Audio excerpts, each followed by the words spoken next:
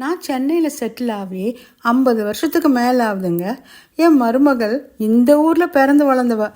ஊர் பக்கம்லாம் வந்ததே கிடையாது.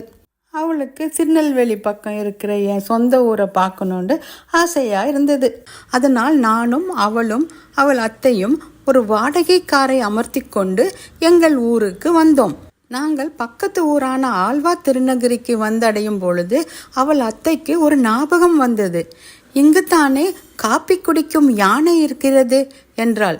என்ன என்று நான் ஆச்சரியமாக கேட்டதும், அன்று வார இதழில் அதை பற்றி எழுதியிருந்தார்கள் என்று சொன்னாள். எங்கள் வாடகை கார் டிரைவருக்கு அந்த கடை தெரியும் என்பதால் அங்கு கொண்டு போய் நிறுத்தினார்.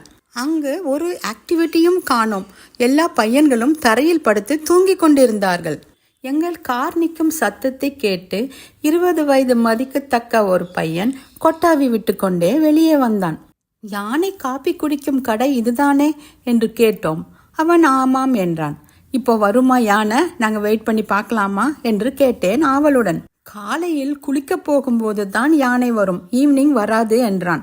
யானைக்கு உங்க கடை காப்பின்னா ரொம்ப பிடிக்குமோ என்று கேட்டேன். அதற்கு ஆமாம் என்றான். எப்படி குடிக்கும் அந்த காப்பியை என்று கேட்டதற்கு, யானை பாகன் அதன் வாயுள் அதை ஊத்துவான் என்றான். சரிப்பா, எங்களுக்கு ஆளுக்கு ஒரு கப் காப்பி கொடு, யானை குடிக்கும் காப்பியை நாங்களும் குடித்து பார்க்கிறோம் என்றேன்.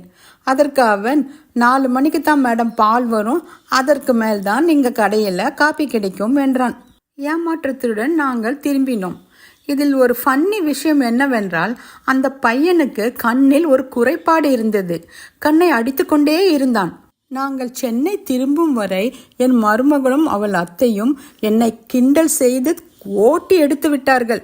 மாமி, அந்த பையனுக்கு உங்க மேல ஒரு கிக்கு, அதுதான் கண் அடிச்சு கொண்டே இருந்தான் என்றார்கள். அவர்களிடம் நான் தப்பித்த பாடு பெரும் பாடு போங்க.